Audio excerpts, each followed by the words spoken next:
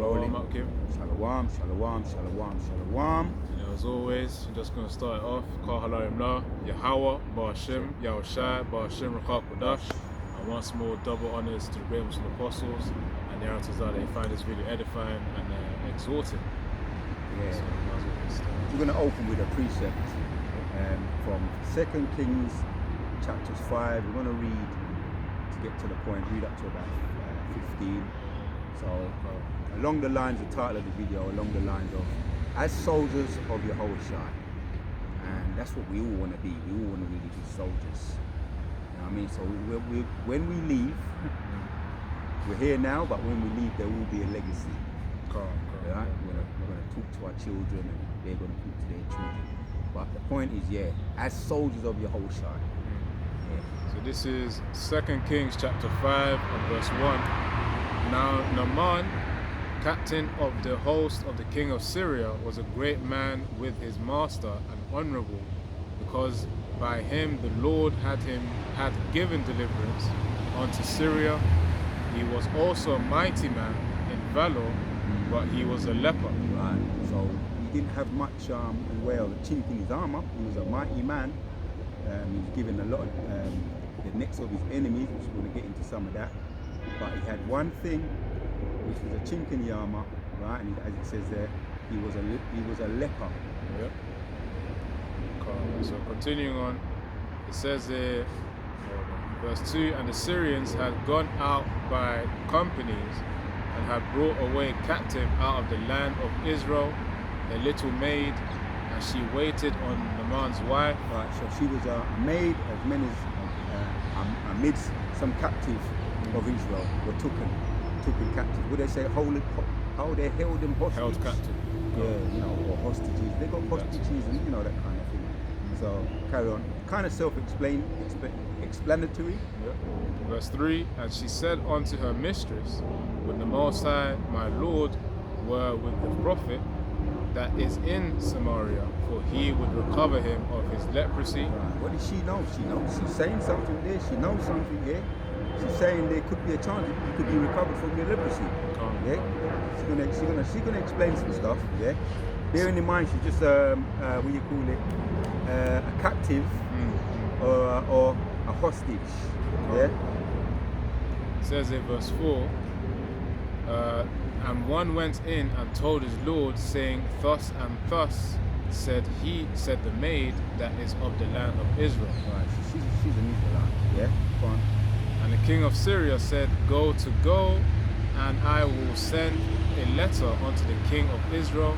And he departed and took with him 10 talents of silver, and 6,000 pieces of gold, and 10 changes of raiment. Yep. And he brought the letter to the king of Israel, saying, now when this letter is come unto thee, behold, I have therewith sent Naaman my servant to thee, that thou mayest recover him of his leprosy. Right. So she brought the letter. He's given the letter to her. Right. He brought a letter to the king of Israel, saying, now when this letter is come unto thee, behold, I therein sent Naaman my servant to thee, that thou may recover him of his leprosy. Right, carry on, self-explanatory, yeah. Verse 7, and it came to pass, when the king of Israel had read the letter, that he rent his clothes, and said, am I the Most High to kill and to make alive, that this man doth send unto me to recover a man of his leprosy? Wherefore consider, I pray you, and see how he seeketh a quarrel against me. Right, so he's not happy with that news. Right, saying it come to pass when the king of Israel had read the letter, he rent his clothes. Right, that's something you do when you're angry, or you may be going into mourning. But he's really just expressing how he feels at that moment he read the letter. Yeah. It says in verse 8, and it was so, when Elisha the man of the Most High had heard that the king of Israel had rent his clothes, that he sent to the king, saying, wherefore hast thou rent thy clothes? Let him come now to me, and he shall know that there is a prophet in Israel. Elisha's the attendant of Elijah. Right? and he's saying, all right, you're not happy, but come to me then. You know, there's a way for you, but let's see what happens. Yep. In verse 9, so Naaman came with his horses and his chariot and stood at the door of the house of Elisha. Yeah. And Elisha sent a messenger unto him, saying, Go and wash in Jordan 7 times, and thy flesh shall come again to thee, and thou shalt be clean. The chariots are their horses, isn't it? They're led by their chariots. The horses lead their chariots. Some make it confused that chariots in the sky, these are the chariots. Because they just, a man has a car today, modern day car, really. The ancient cars were the chariots, isn't it? Yeah, that's it. You know, like the certain Egyptian movies or Roman movies as well. You see them riding on chariots, man. So those are just the vehicles led by horses. Like Ben-Hur, for example. It was even in the Ten Commandments as well. Okay. Pharaoh, he lost his rag. He got mad, and Moses went out from among him, and he got mad, and he jumped on his chariots, and his host of army was behind him. He was going to pursue, so he fought. Moses, and he thought he was going to delete him, but we know what happened in that. So the chariots are the modern day today. A car is a modern day chariot. It says here in verse 10, 2 Kings 5 and 10, and Elisha sent a messenger unto him, saying, Go and wash in Jordan 7 times, and thy flesh shall come again to thee, thou shalt be clean. Right. So that's 10. So this is what he was wanted. He always wanted to be clean from his leprosy. He always wanted to be cured. Just like we had anything, right? We could be doing well in one area, but there's a little chink in the armor in another area. We're always going to be aware of it, innit? We're always going to think, oh man, I wish I could have find the cure for this. And this is what it came to. He was given what he needed to do. And it says there, what did he need to do? Go and wash in the Jordan 7 times, and thy flesh shall come again to thee, and thou shalt be clean. He will be restored of his health. Carry on. The last couple of verses up to 15 is going to explain it. So 2 Kings 5 and verse 11 now. But Naaman was wroth and went away and said, Behold, I thought he will surely come out to me, and stand and call on the name of the Lord, Yahweh, his power, and strike his hand over the place and recover the leper. Because he thought otherwise. He wanted that. The prophet. He would have been used to that royal treatment, you might say it like that. He would have been used to that kind of first class. You you got in the first class carriage, first class planes, first class carriages, and now you have to be in the second class or the economy or last class. I don't know if there's such a thing as last class, but lower class. But then you're used to first class. True. So he's not too happy about that. He's not getting the first class treatment. He's got to remain humble. And bearing in mind, he's a mighty man. When you go back to the beginning, he was a king of Syria, right? A noble, right? And he's a mighty man of valor. So he's used to being treated a certain way. That's what he's used to. Alright, verse 12, it says, Are not Abana and Pharpar, rivers of Damascus, better than all the waters of Israel? May I not wash in them and be clean? So he turned and went away in rage. So self-explanatory. Come on, come better than that, man. Why that river there? You know what I mean? The Jordan River or the Gulf River of Suez. Right? All the waters of Israel say Damascus and Habana and Pharpar, rivers of Damascus, better than the waters of Israel. Right, So what's your problem, man? What are you trying to do to me? You're messing up my street cred. He's got a reputation to live up to. He's high up there, so he's got certain standards. He doesn't want to drop below them. So he's got a reputation to keep up, for other people observing him and all of that. Go on, because there's a moral of the story, obviously. We're going to get to it. Carry on. It says in verse 13, verse 13, and his servants came near and spake unto him, and said, My father, if the prophet had bid thee do some great thing, to do some great thing, wouldest thou not have done it? How much rather then, when he saith to thee, Wash and be clean? Yeah. See, if it was more dramatic, you would have done it. Yeah. So this is not so dramatic. So why would you put up your nose to it? Mm-hmm. You know what I mean? Great king, and he's being respectful. Okay. He's being respectful.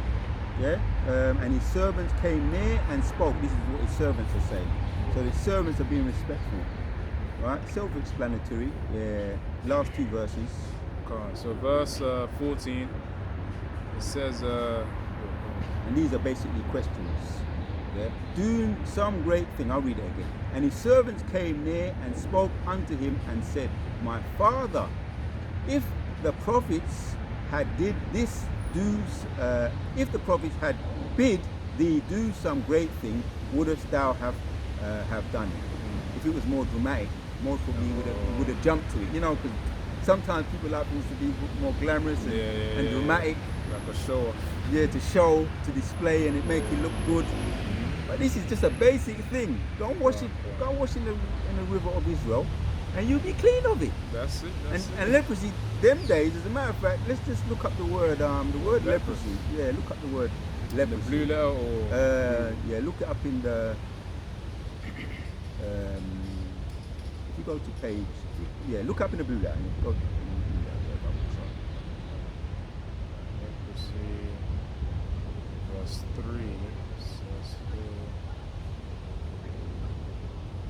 Says it means leprosy in people, malignant skin disease, in clothing or mildew or mold, in buildings or mildew or mold.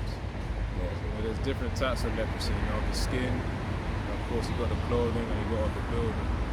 Of course, that leprosy is talking about a whiteness, isn't it? A lack of melanin. Yeah, pigmentation. Pigmentation being destroyed. And sometimes you see people, they may have because you've got the clean ones as well. Which Esau is a clean leper. If you touch him, you ain't gonna get it.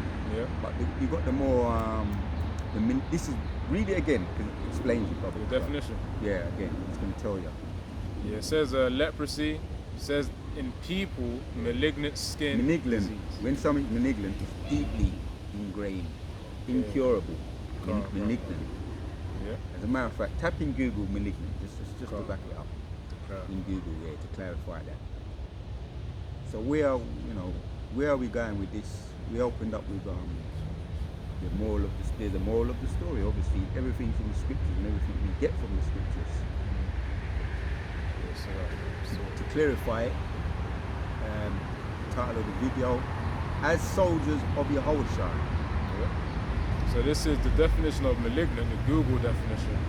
It says evil in nature or effect, malevolent or of a disease, a very virulent or infectious thing.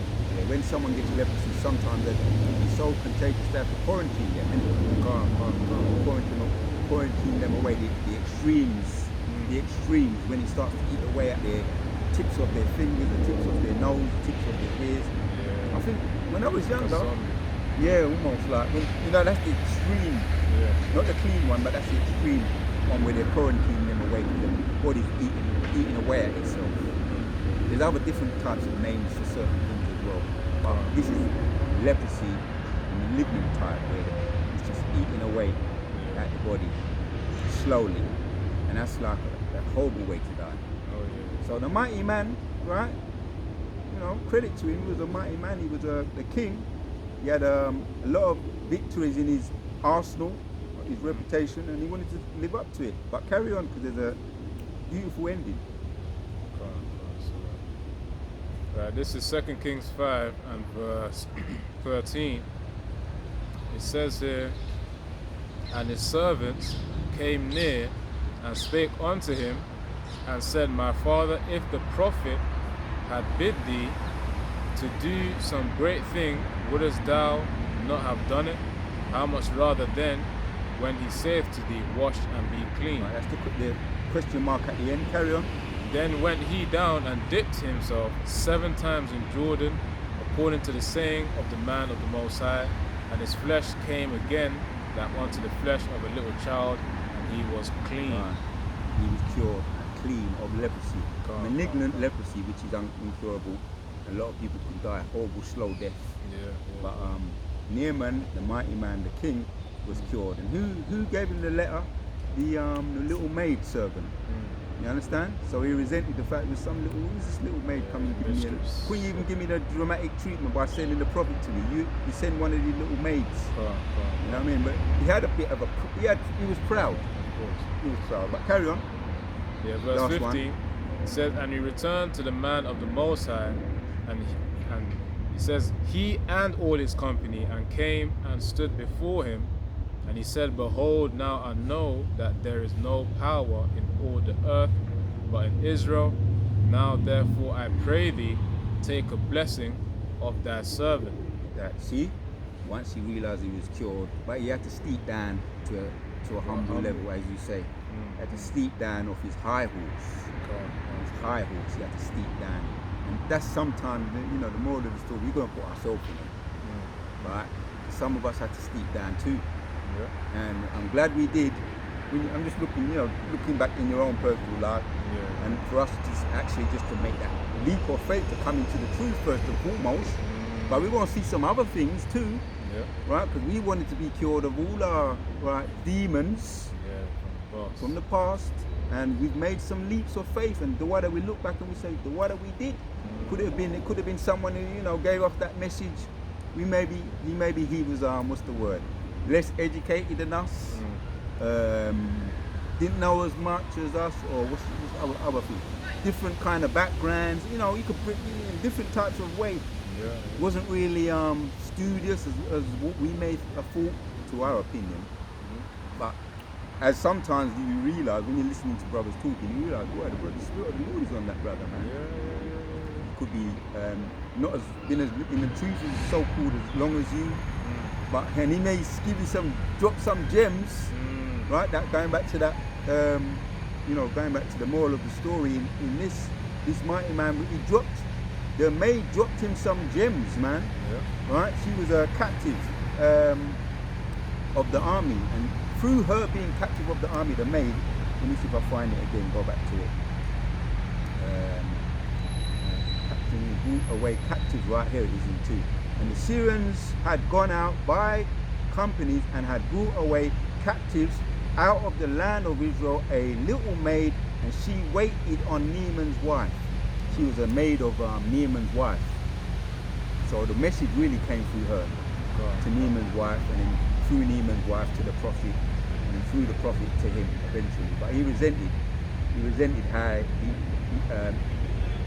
on the first instant, he resented how it was broken down to him. He wanted the raw treatment, the raw, let's say, first class treatment, the red, what they call it, the red carpet treatment. And these Edomites, right? They ain't gonna hear nothing from us. You got what they call them us today. Today they call them. There's a word for. You got witch doctors, people that deal with herbs. That's where we're going with this. True. People that deal with herbs, right? Because this is really what you might call, you got witch doctors. Because we used to deal with herbs from time, when we was in slavery, and they used to label us, which we got that from our forefathers, dealing with herbs. There's another word, you got holistic. Holistic medicine. Holistic medicine. Please look up the word holistic. I don't want this to make it too long, but really she was giving a message to Naaman's wife. Naaman's wife dropped it to the prophets, and it was out of the box. Something that a normal physician, it was spiritual. Washing the Jordan River 7 times, and we go through the Suez 7 times. No other physician would have dropped that. And it was a test too. You got it? Yeah, I got it. In the AI overview, it says holistic medicine treats the whole person, mind, body, and spirit, rather than just the symptoms of a specific illness, emphasizing that physical health is interconnected with psychological, social, and spiritual well-being. Right, so in a nutshell, the holistic medicine, which we're hearing from our elders and apostles on down, trickling it down to us, we deal with the holistic, and our forefathers always dealt with the holistic. This example here, he dealt with the whole the whole thing, and then some, Go on. and then some, because you got holistic doctors and physicians, I say, and you got holistic physicians that really deal with it properly, right? Because you got in the so-called conscious community, you got people there, they know some 1 and 2 stuff, and they deal with on the left-hand side. But this was a case where it was from the right-hand side, the right-hand side advice. He had to contemplate it, and then he must have thought to himself, man, I don't think I'll get it from anywhere else. And that's why in 15, that kind of advice, he's thinking to himself, I don't, the same way we do sometimes. You've got to take a deep breath, count to 10. Hold on a minute. I've been to, we've got the example of the woman that touched the Yahawashi with the flow of blood for 12 years. She spent all her life savings on the physician. And to put a balance on that, which we always have to keep doing that until we get up out of this bitch, because we have to wait till Yahawashi come back. Ultimately, that's Yahawashi. That's the holistic healer. But if you have to see a physician for extreme cases, you have to see them. That's the disclaimer. But we're drawing using this as a teaching moment. Sometimes it doesn't come from the physician. Sometimes it doesn't come from Tom, Dick and Harry. It may come from someone you don't even expect. You don't even really think that they know some stuff. But the Spirit of the Lord put it on that circumstance, that person, that circumstance. It's not even the person, it's just the Spirit of the Lord that's on that person. And it's a test too.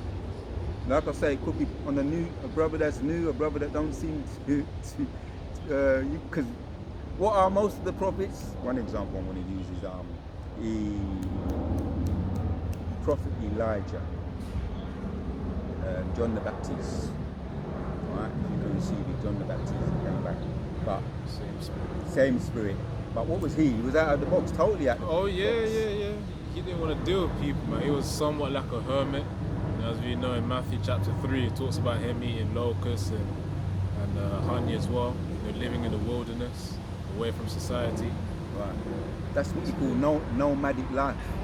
And we're getting back to that, hence the title of the video, to be as soldiers or as soldiers. Sometimes you've got to do some drastic things.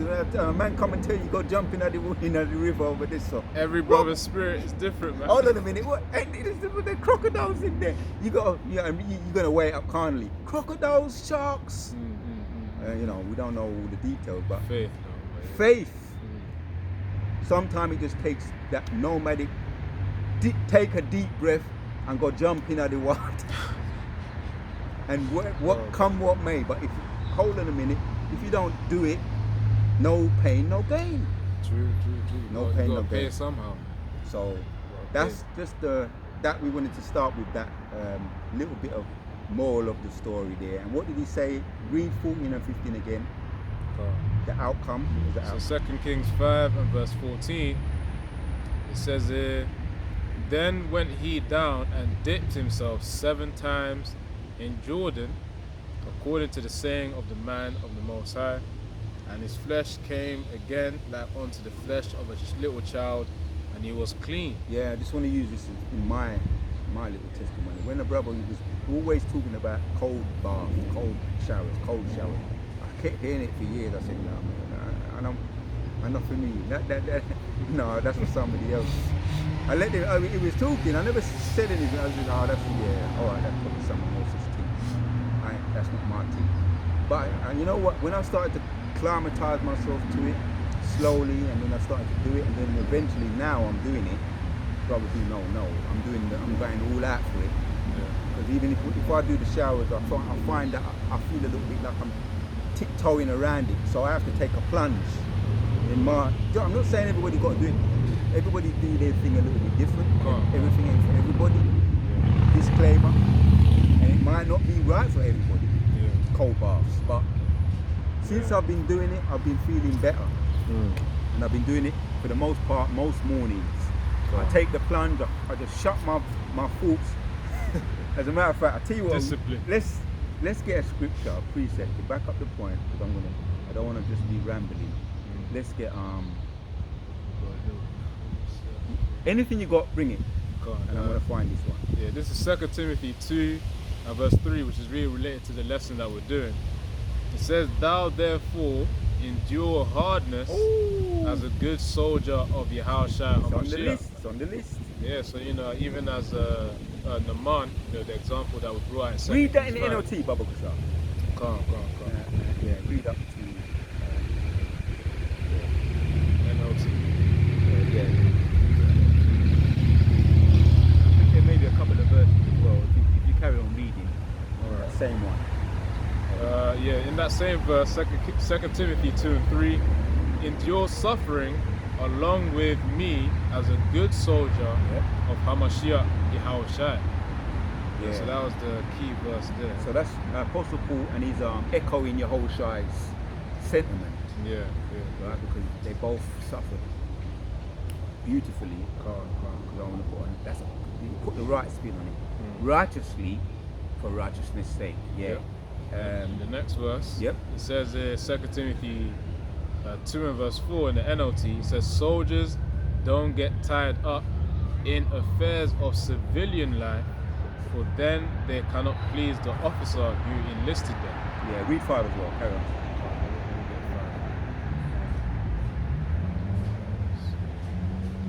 So 2 Timothy 2 and verse 5, NLT says, "And athletes cannot win the prize unless they follow the rules." Of course, as a soldier of Yahawashi, who's the one who's actually enlisted us to servitude towards him, we ought to follow Yahawashi rather than men, as the scriptures say, man. So really, as it says here in verse 5, it says, "And athletes cannot win the prize unless they follow the rules." And athletes, for example, the runners, marathon runners and sprinters as well, And they're soldiers in their own right. Yeah, as we were saying, yeah. in their own specialty. Yeah. We're also runners, but in a spiritual sense as well. That's why it talks about in Galatians 5, ye did run well. In fact, I'll just get that one quickly as well. Ye did. And also Paul also said, if you run a race, know ye not that if you run, I'll just get. We said that a soldier, what we just read, second Timothy, a soldier cannot win unless he follows the rules. Yeah. So when we opened up with Naaman, he kind of hesitated. He was humble, really, though. It took a lot of humility for a man to willing come. to do it. Yeah, really. I don't even want to. I'm going to put a positive slant on this because you may certain amount of pride, but it took humility for him. Eventually, he overcome the pride, and it took humility for him to go and bath in the Israel, the river of Israel. Yeah.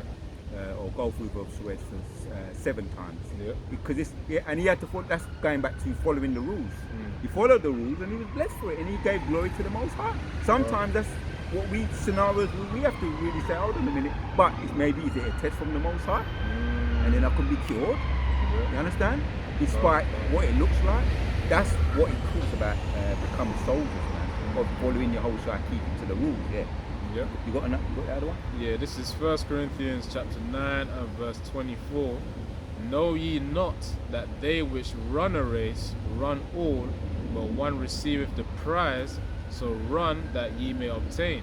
And of course that's referring to the other verse in 2 Timothy chapter 2 and verse 5. Let me read it in the NLT again. 2 Timothy 2 and verse 5, "And athletes cannot win the prize unless they follow the rules, man." So of course you got to complete the race as well. That's why we pray to Yahawashi to give us the spirit of endurance so that we endure and actually complete the race, reject the mark of the beast, and then get to the point of salvation, which is the opportunity that Yahawashi has now given us. Yeah. And there's one about listening to the discourse, not to miss the discourse of the elders. We can find that one. That's I think it's a rock, innit?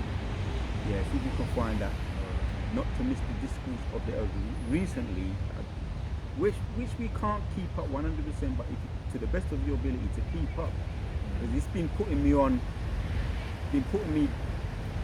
it's increased my health. Me following and keeping up to the best of my ability as in way of testimony. Like the elder was talking recently. One of the recent ones, he was talking about the garlic.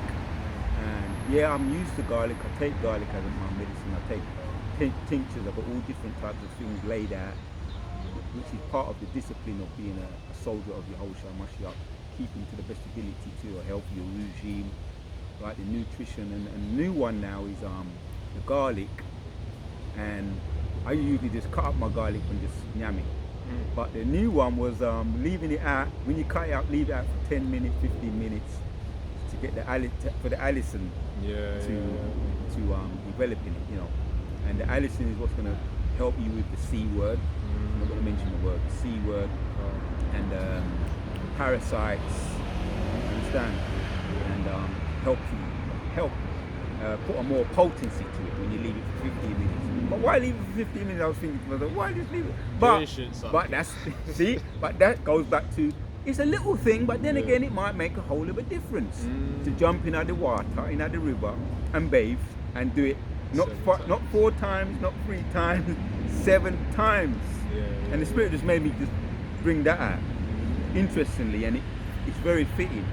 15 minutes, or if it's the river of the Gulf River of Suez, the message was to do it 7 times. What's 7? Completeness, a complete number. Not 8, not 6, 7. Sometimes that's how the Most High be doing things, and it's gonna be the thing that you was always waiting for, but maybe you was doing it, you wasn't doing it the specific way. So there's times you just got to take soldier reactions or drastic reactions or nomadic reactions where he's saying, this is what I want you to do. If it's a cold bath, my one, I know what works for me now. I sometimes just have to shut off my mind and just, sometimes the flesh says, oh, hesitate, go and do something and come back, go and do that, come back. No, do it, get out of the way and do what you have to do after. Drastic soldier, nomadic action. So it says Ecclesiasticus 8 and 9, miss not the discourse of the elders, for they also learn of their fathers, and of them thou shalt learn understanding, and to give answer as need requiring. So, you know, as you talked about, it says miss not the discourse of the elders, you know, the teachings of the elders, the advice of the elders. It means that we should really take heed to it, and you have to apply it to our lives so that we can also improve, of course, get healthy. As Apostle Tahar, Apostle Kabar, recently I've been getting more into the health and saying what brothers should exclude from their diet and include into their diet in order to do better in this ministry, which of course with a healthy body we're able to go further. We touched on that last week. And then be more consistent into the ministry. It's better than gold. A healthy body is better than, you know, infinite wealth. We kind of went into that last week, but the Spirit has us kind of bring out that story, because that story is always in the back of my mind when sometimes when it comes to certain things you hear brothers who break it down. And also you can watch your brothers, you know, they've got some good testimonies. This is what happened and this happened and it worked out for the better. You know what I mean? And then it makes it easier for you to follow. Obviously the prime example is Yahawashi. And then Apostle Paul, he's just relaying the message of Yahawashi as well. So we've got a precept here, 2 Ezra 14 and 14. Second Ezra 14. Point is done, mate, but let's elaborate a little bit. There's a whole heap of things going on in the news too. We can maybe touch on some of those things. This is 2 Ezra 14 and verse 14. It says, let go from thee. This one might be a different version. Let's say from. From Salaki. But this one's a different one. On my other phone, that'd be putting me off as well, man. Go on. So 2 Ezra 14 and 14. Let go from thee mortal thoughts, cast away the burdens of man, put off now the weak nature, and set aside the thoughts that are most heavy unto thee, and haste thee to flee from these times. For yet greater evils than those which thou hast seen happen. So what are those mortal thoughts? Let me just break it down because the mortal thoughts are what? Carnal thoughts, the flesh, hesitate. I'm not using health as an example, but it applies to your spirit as well. Today I had to just throw up, the weather was having us kind of like, second guessing. And the scriptures tell us not to, you know, for the sower who be sowing, like the farmer, if he be watching the weather, he will never sow. Yeah. In other words, getting too concerned about the weather, you're never going to plant down, put down. So sometimes it's just to make that leap of faith, man. You know, as in the example of Neiman, you know, he would have been happy, man. And I've got my things that Lord willing, some things that you ain't gonna get on this side. You know all about the 7 women and all of that. We know about the Yahawashi when he returned, with healing in his wings, and that's the completeness that we want. The completeness, hence the new bodies. So, but we're not expecting everything. But yeah, there's certain things we're gonna get on this side, which is in order for us to get those things, we have to let go of the mortal thoughts, right? Cast away the burdens of man, things that we, what's the word? Heavy on the mind, worries, civilian life, being under, you know, the regime of the modern day Babylonians, paying taxes and all of that. But you just do it, right? Because why? Put off. Payments. Yeah, we're subject to payment. You want to get it? Yeah, you want to get it that right now. Put off the weak nature, right? Just what you got to do, you got to do, right? These people are corrupt. I done a video earlier on today. Angela, one of the Angela, she's the housing. Angela Rayner. That's it. Yeah, we may touch on that. Because these people, as a matter of fact, let's bring out a little bit, expose some of these Edomites' ways. First of all, who is she? Who is Angela Rayner? I kind of touched on it a little bit earlier on, but bring out who is she, and then what did she do? These people's hypocrisy. Since we usually bring out a little bit of news, which is prophecy, we're going to touch on that as well. Let me get who she is first. And I'll get the next one. So who is Rain? So it says in the overview, not ARV, but it says Angela Rayner.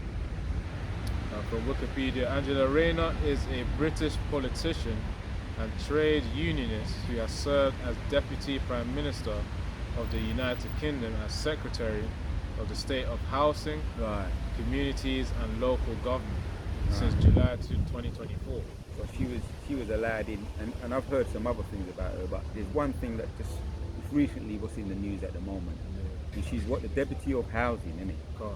Some brothers probably know already, who keep up with all the politics over here in Babylon. Yeah, and Keir Starmer, anyway, what has she done? Yeah, so it says Rayner admits underpaying. You see she's one of them red Edomites, man. Typical red Edomite. Yeah. Rayner admits underpaying tax on whole flats as Prime Minister backs her. It says that Angela Rayner admits she didn't pay enough tax on her second home. Right, so she's called banker rights. They say admit, but she called banker rights. So she had to admit it. She can't deny it. Red-handed, yeah? Can't. And it says has alerted. They usually like to lie their way out of things. What is it? Esau is the cunning hunter. He's a cunning hunter. Hold on. He's estranged from a wound. As soon as he be born, he'll be coming out speaking lies. Paraphrase. You don't got to find it. You don't got to get it. But finish the article. Yeah, so they usually like to try and lie their way out of it. Yeah. She didn't pay enough tax on her second home. And they are cunning hunters too, yeah. That's true, I can't deny that. Yeah. And as alerted HMRC, says Angela Rayner has admitted she underpaid stamp duty when buying her £800,000 flat in Hove, as the Prime Minister gave her his backing. Yeah, and that's the woman who's behind us when we be worried about keeping up with paying our rent. You know, she's under that the housing deputy, all of that, making sure that people pay their the housing tax and all of that. Yeah, stamp duty. And we be hearing our parents, you know, and people who we know, they be worried they miss one payment, they're fretting, man. Us too, we got to keep up with everything, but they be extorting the poor. scriptures tell us about that. Yeah. Exploiting the poor, right? They go astray as soon as they be born. That's Psalm 58. Yeah. They go astray as soon as they be born, speaking lies. He's a poison adder. You know, loosely paraphrasing. So they're the people that are in charge of. They supposed to be keeping, setting an example, man. Anyway, just wanted to bring a little bit of that out there, exposing the hypocrisy of the Edomites. And now you got this Epstein files, right, with Trump. Some say he went missing for a little while, or we're hearing all kinds of things about Trump. But anyway, we know he's worried. That we do know he's worried because people have actually come forward. I've got a pretty snapshot here. People have actually come forward. This was recent. These are the whistleblowers or the victims. It says the abuse. One victim of the Epstein survivors, right? The abuse was real. Epstein survivor implores Trump, who again calls case a hoax. Right, we're just going to, touch on a little bit of the hypocrisy of the Edomites. May get into in future videos, because basically it's showing us that this kingdom is on its way out. Yeah. Esau's the end of the world.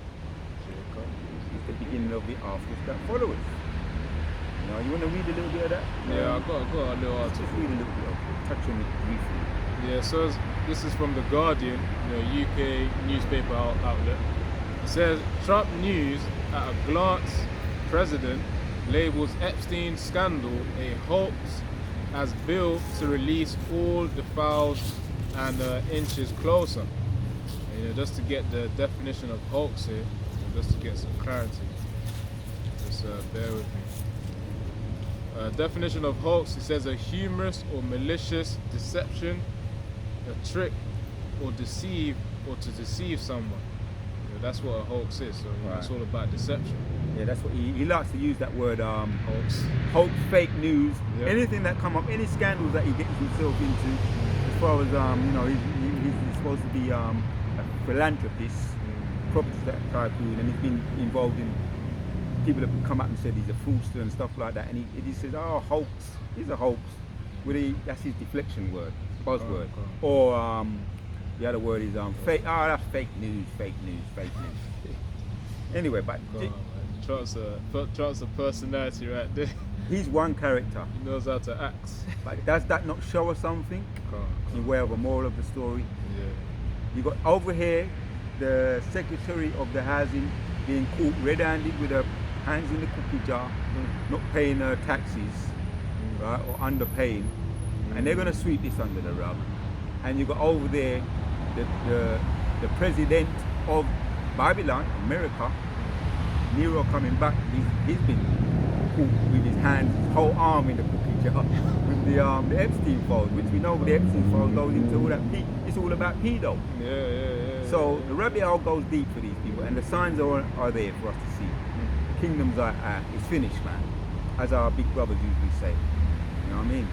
So it says here, the place is finished.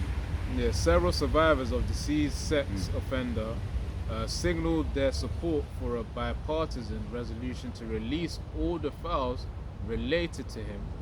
Key U.S. politics stories from 3rd September 2025. So this is recent. Today is 4th of September, but the news came out 3rd September. But it says Donald Trump has labeled the continued Epstein scandal a Democratic hoax and told reporters, "I think it's enough," a day after his administration released more documents as part of the investigation, the majority of which contained information that was already public.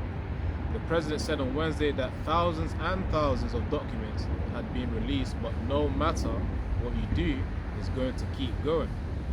So Democrats and some Republicans in Congress have pushed for more transparency on the investigation into Jeffrey Epstein. Because the pressure's on, and the victims are coming out.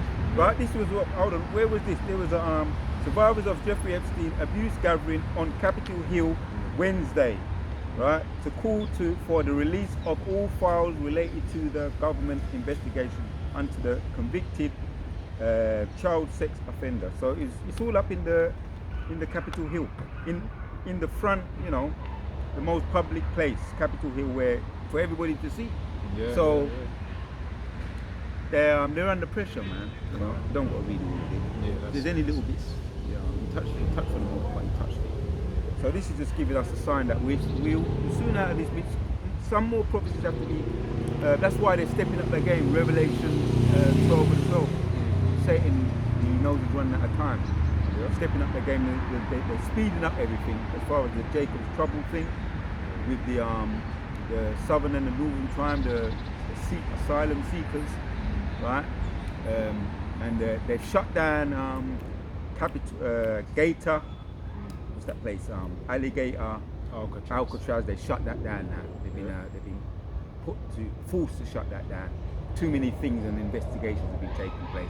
How the people are in there dying horribly, and how they're treated in civil way that they're treating them. So this kingdom is backfiring on them, and they want to bring that WW. Don't say the word, but WW3. And before they get a chance to yam it up, put the spoon in their mouth, the most are going to bite it out their hand. Yep. And whatever they got to swallow, most are going to make them vomit up again. That's. Yeah, bro. I'll tell you what, yeah, let's get into some of that as well. Job chapters 20, bring out some of that.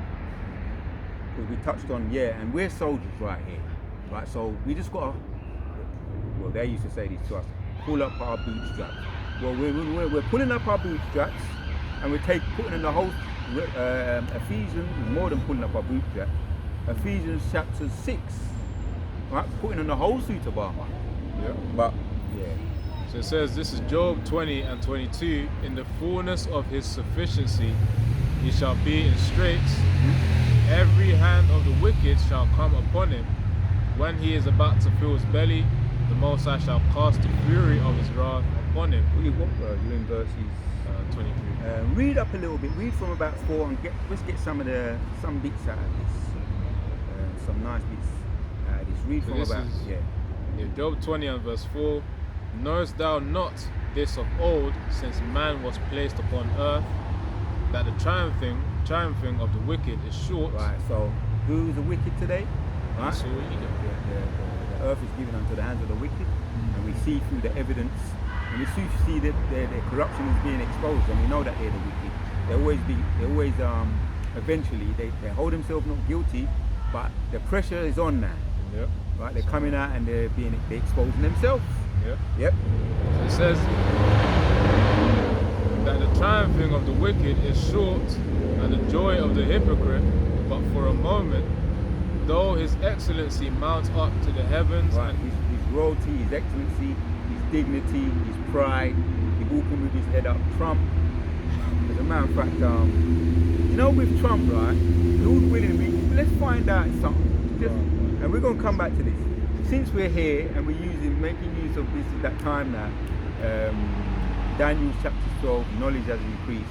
We're going to make use of this chat GBT, Lord willing, more in the future. But for now, let's check something out with Nero. How did Nero, ask the question to chat GBT.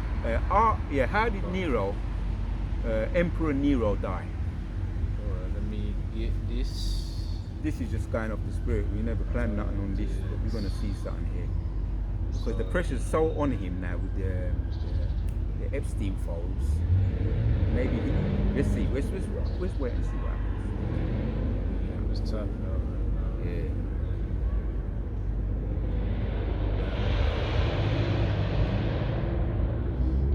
Alright, so just wait for it to generate a response. Right, so it says here, I typed into ChatGPT, how did Emperor Nero die? It says Emperor Nero died by suicide on June 9, 68 AD at age 30. Here's how it happened. By 68 AD, Nero's reign had become extremely unpopular due to heavy taxation. That's the spirit as well, because he's giving heavy tariffs to these other countries, especially China. Extravagant spending Yep. You know, suspected He's a role. property tycoon, a philanthropist, so-called. You've got Trump, the Trump Towers, to name a few, Trump hotels. Yeah. He was living in the, he's living that life, man. His Yeah, Excellency lift up to the heavens. Yep. It says suspected role in the Great Fire of Rome, 64 AD, persecution of Christians, political purges, including killing his own mother, Agrippina, and wife Poppaea. The end came when several provincial governors and Roman legions rebelled against Nero. Right. It also says, Yeah, go on. it says, the Senate declared him a public enemy, which meant There's a group called back in the 90s, the public enemy #1, and now we've got that's the real public enemy. The things that he's done. He's made himself an enemy. So yeah. Yeah, you got it. Yeah, one more thing. The Senate declared him a public enemy, which meant he could be executed in a particularly brutal way, beaten to death. Nero fled Rome and hid in a villa outside the city, belonging to a freedman named Phaon. It says this is related to his death now.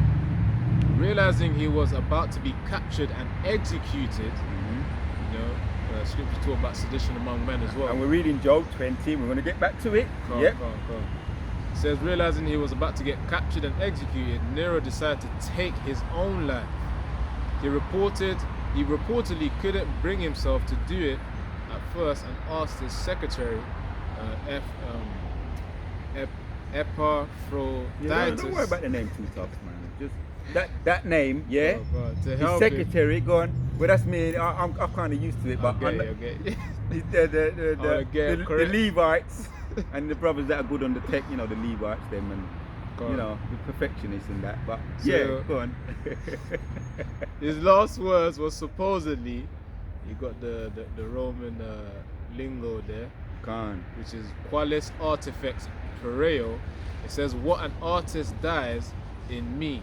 So that's what he said unto himself. But he committed suicide because of the fact that he didn't want to get captured and executed. So because of fear. Yep. So that probably was a very severe time of sedition, as the scriptures talk about sedition among men, which is really just men going against their government, their rulers. Right. There you go. I mean, let's get back to the scriptures. And funny, the scriptures don't lie. Where were we? Job 20 and 6. All right, you can read 5 again, because it kind of, the scriptures are on point, man. So this is Job 20 and 5, that the triumphing of the wicked is short and the joy of the hypocrite. But for a moment. What's that other woman as well? You're included with this too. Angela, what's her name? Angela Rayner, right? Secretary of the Housing. You're included in this too. The hypocrites, right? Hypocrites. We're calling you out. Right now we're just calling you out, but soon you're going to have to serve out your debt to society. That's Obadiah, and then it's going to be the debt to society. That's Revelation chapter 14, and those verses. Slavery to those who had us in slavery. You don't got to get it, but you know the one. And there's Obadiah 18. Oh yeah, he that leadeth into captivity shall go into captivity. And then you got Obadiah 18, right? Yeah. That's the bonfires. So you will be paying back your debt to society. Rightfully so. Yep. So verse. But the triumph of the wicked is short, because what was he lived up? He lived that life. Yep. And the people started to come against him. This is what it's going to say. It's going to kind of go into it now. Yep. So, verse 5 again, Job 20 and 5, that the triumphing of the wicked is short and the joy of the hypocrite but for a moment. Though his excellency mount up to the heavens and his head reach onto the clouds, yet he shall perish forever. That's all the star, we call it the satellites up there in the heavenly, all the efficient planes cannot be compared to the chariots. We know that. I was watching a documentary last night. It could be a future video though. And the woman, right, because they interviewed the woman in the documentary, and I found it interesting what the woman said, right? Because this documentary, the UFO hunters, right, says dark presence, a growing phenomenon, right? In other words, it's increasing over there in Babylon and other parts of the world. Involves reported sightings of UFOs known as orbs, whose witnesses report experiencing odd dreams after they see them, right? Odd dreams, nightmares, and all kinds of premonitions and fears that goes into Zechariah 4 and 5. Right, he's terrorizing them, bringing them that fear. So yeah, they have their mount up into the heavens, but obviously there's something higher than them. Satellites they've got there, up there in heaven out, and possibly to her, I may have to do a video on it and get the facts a bit more, do some fact checking. But there's a so-called spaceship, which is a chariot of the Lord, half the size of Earth. That they've spotted. Okay. Half the size of Earth, and when you break it, as a matter of fact, yeah. Since you're here, right? Since you're here, let's look up the how many Earths can you fit inside of the moon? The Salakia. Half the size of the moon, Salakia. Matter of fact, let me say it right. Elder Apostle Tahar said that they saw a chariot half the size of the State of America. No, half the size of the sun. And he went into a little bit, and I want to, because you're here, we're going to make use of some of the tech, right? How many Earth can you fit inside of the sun? How many Earth can you fit inside of the sun? I kind of went into it a little bit before, but since you're good on the tech, let's get inside that. Whether you ask Google, it doesn't matter, you can ask Google. I'll ask ChatGPT. It says about 1.3 million Earths I think that's what it said. can fit inside the sun. Right. So now, when you put that down into kind of breaking it down, they saw a chariot half the size of the sun. Half the size of the sun. Yeah, and it says if I'm not mistaken. Yeah, go on. Yeah, just a little bit extra. ChatGPT says so you could fit about 1.3 million Earths inside the sun by volume if the Earths were squished in perfectly with no empty space. Brother, all right, that's the point. Yeah, that's the point. Yeah. 1.3 million. That's the number. Yeah, that's. I mean, brother, sometimes he can't help himself. You know, getting into the tiny little loose ends. Details. But that's the point, though. That's the point. So yeah, you're shooting bricks right now. Right? For those that have the telescopes, the higher powered telescopes, you know some stuff more than what we know at this moment in time. Yeah. Yeah. So this is Amos chapter 9. Starting from verse 2, it says, though they dig into hell, thence shall mine hand take them. Though they climb up to heaven, thence will I bring them down. And when it says, though they dig into hell, that's talking about the, what do they call them? Under the bunkers? Yeah, the bunkers, you know, in the mountains when Esau says, let the mountains hide us, you know, as it says within Revelations. But the point is, it says, though they dig into hell, thence shall my hand take them. And of course, when the elect of them beamed up, when we then come down, you know, as it says in Revelation 21, the Jerusalem coming down, you know, from the chariots. The point is, we're going to then scoop them up from those bunkers, man. So that's what it means by the Most High digging them up. It says, though they dig into hell, thence shall mine hand take them. So that's how shall the hand of Yahawashi take them from the ground. Yep. So they won't be there forever. Yep. That's the point. And Lord willing, the 144,000, Lord willing, we're among those numbers, right? Which is the army coming back. The army is here, being gathered right now. Yep. The house, which is the house of David. So as soldiers, Lord willing, that's us coming back. The 144,000 amidst them, and the angels, which they've seen, right? 9 foot tall, right? 7 foot is a conservative amount, but saying just slightly taller. So 9 foot tall. Big guys. Yep. You know, they had that aura about them. You know, as you say up here, you know, undefeated look. Yep. So Esau's got a lot to look forward for before slavery and when meeting the Yahawashi and the angels, man. Yep. You know, so it says here, though they climb up to heaven, thence will I bring them down. So even if they decide to establish their space hotels and, you know, whatever spaceships and Trump and his space army, whatever he wants to do up there, the Most High is just going to shout all of that, you know, when the chariots come in. So it's a wrap for Esau Edom. Yep. So I've got everything covered. Yeah. So we finish off where we were, you know, Job 20. And what happened to Nero, he was basically, they came against him. His people came against him because of over the taxing, the oppression, and that's what they're starting to talk about now. Yeah. They don't want no king. They're already marching, you know, we don't want no king, right? Which is Nero coming back, and that's a sign that he is Nero as well. Yeah. And also the whistleblowers, the victims coming out, the Epstein files.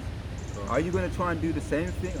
Well, let's see, because at the end of the day, What's happening? prophecy is prophecy, and it cannot be stopped. And as you say, reincarnation, they always come back in that same lot. Yeah. That which has happened before will happen again, as it says in Ecclesiastes 1. But yeah, so Job 20 and verse 7 now. Yet he shall perish forever like his own dung. They which have seen him shall say, where is he? Right, that's what happened to Nero. He perished. You know, maybe he was literally flushed down the toilet eventually. I mean, you know, just like dungs.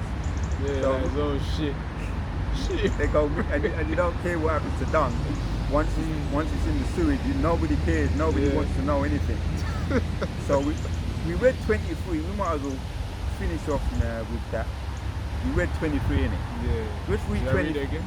Read 23 again, and then read from around 26 to the last verses. Come, this is Job 20 and 23. When he is about to fill his belly, the Most High shall cast the fury of his wrath upon him, and shall rain it upon him while he is eating. So it's gonna, it's gonna come suddenly and he's not gonna expect it, right? Nero, right? Nero and this other. You got the Secretary of the Housing. You also got Keir Starmer in the UK, America, right? Which is the Prime Minister of the mother of Babylon. Babylon was given birth to by the mother in Great Britain, so-called Great Britain, which is the mother of Babylon. So he came forward and he said, Keir Starmer, the president or prime minister over there, said he's supporting her in whatever she does. So it's just a sign that the kingdom is on its way out. It's a joke, as our big brothers be. You know, we know what it is, right? So the verses here kind of sum it up nicely. So getting to the point in verse 26 onwards. And so when you read down, if you've got any other precepts, and bring out any closing words after that. So Job 20 and 26. All darkness shall be hid in his secret places. A fire not blown shall consume him. It shall go ill with him that is left in his tabernacle. The heaven shall reveal his iniquity, and the earth shall rise up against him. The increase of his house shall depart, and his goods shall flow away in the day of his wrath. This is the portion of a wicked man from the Most High, and the heritage appointed unto him by the Most High. Right, and you ain't going to live happily ever after, like the typical stories, those fantasy stories, the Jack and all stories. Because this is your portion, as it says here. Yeah. Right? Not good. So, yeah, we kind of touched a little bit on, we are the soldiers of Yahawashi, who's willing, the hopeful elect, the 144,000 under King David, David under Yahawashi, Yahawashi under Yahweh. That's the order. Yep. And we're being brought up now, trained now for this efficient spiritual warfare. Ephesians chapter 6. Yep. And going the whole armor. Right, not just pull up our bootstraps, as when they were saying that they was mocking us, but we are pulling up our bootstraps and a lot more. And the whole suit of armor, ready for this battle ahead. Right, and we touched on some of those examples of Nehemiah, right, and also the house of David being built back up again, right, putting that spirit upon us to continue in this. Lord willing, we do continue in it and endure to the end.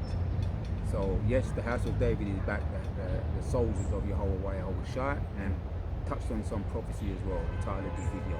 Soldier of Yahawashi plus prophecy. God. So we're going to say Shalom. Shalom. Shalom. Shalom.